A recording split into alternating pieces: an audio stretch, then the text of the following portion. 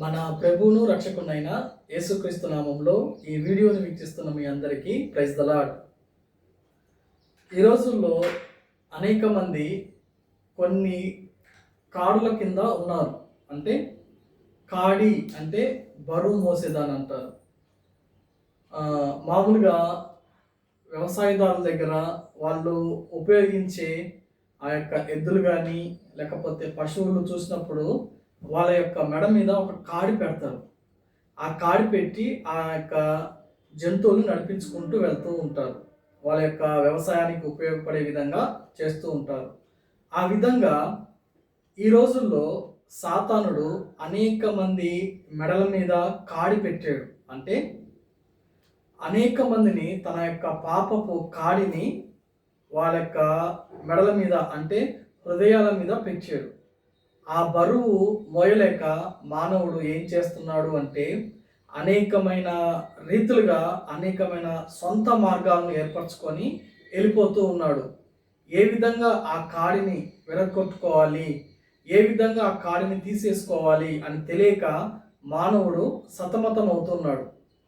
దీని నిమిత్తమే మానవుల్లో లేకపోతే మనం చూస్తున్న చుట్టుపక్కల అనేకమైన గందరగోళాలు కావచ్చు, అనేకమైన హత్యలు కావచ్చు, అనేకమైన పాపపు అలవాట్లు కావచ్చు, అదేవిధంగా దేవునికి అవమానకరంగా జీవించడం కావచ్చు, పాపపు జీవితం జీవించడం కావచ్చు, అదేవిధంగా అనేకం చెప్పుకుంటూ పోతే ఒక విధంగా పాపం అనేది మనుషుల మీద ఒక కాడిలాగా తయారైపోయింది. అయితే దేవుడు ఆ కాడిని విరగొట్టడానికి ఎంతగానో ఆశపడుతున్నాడు. దాని నిమిత్తమే యేసుక్రీస్తు ప్రభువారు 2026 సంవత్సరాల క్రితం ఈ లోకానికి వచ్చి తన రక్తాన్ని కార్చాడు, తన ప్రాణాన్ని పెట్టాడు. ఎందుకు అంటే ఈ యొక్క పాపపు కాడి, సాతాను తీసుకొచ్చిన పాపపు కాడి చాలా బరువైంది, మానవుడు మొయ్యలేంది. కాబట్టి ఆయన ఏం చేశాడంటే ఆ పాపపు కాడిని తన యొక్క శిలువని భుజాల మీద వేసుకొని, తన శిలువ మీద వేసుకొని ఆయన ఆ యొక్క శిలువ మీద చనిపోయి ఆ పాపపు కాడిని విరగొచ్చాడు. అలా విరగొట్టే ప్రక్రియనే మనం ఏమంటామంటే రక్షణ అంటాం. ఏ వ్యక్తికి అయితే యేసుక్రీస్తు ప్రభువాన్ని సొంత రక్షకుడిగా అంగీకరిస్తారో వాళ్ళ యొక్క జీవితంలో లేకపోతే వాళ్ళ హృదయంలో లేకపోతే వాళ్ళ మెడ మీద ఉన్న ఆ యొక్క పాపపు కాడి అనేది విరగొట్టబడుతుంది.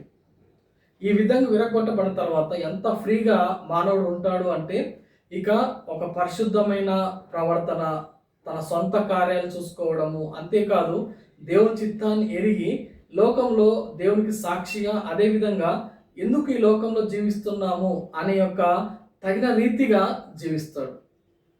చూడండి, ఈ లోకంలో అనేక మంది ఎవరైనా అడిగితే నువ్వు ఈ లోకంలో దేవుడు నీ కోసం సిద్ధపరిచిన ఆ యొక్క చిత్తం ఏంటి అంటే చెప్పుకోలేరు.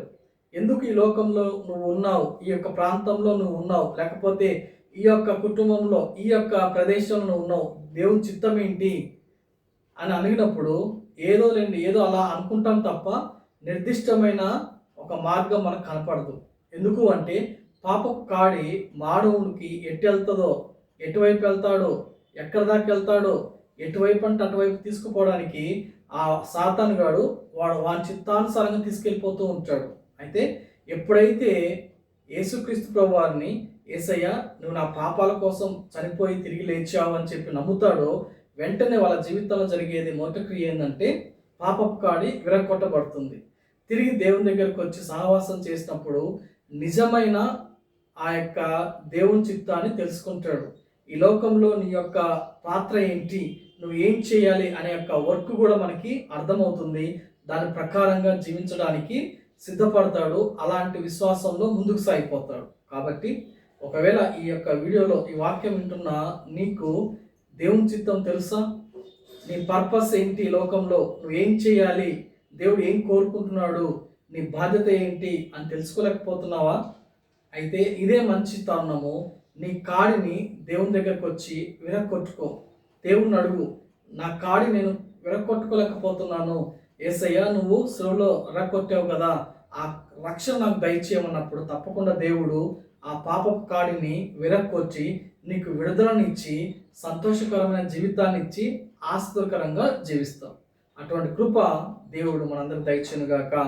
ఆమేన్. Praise the lord.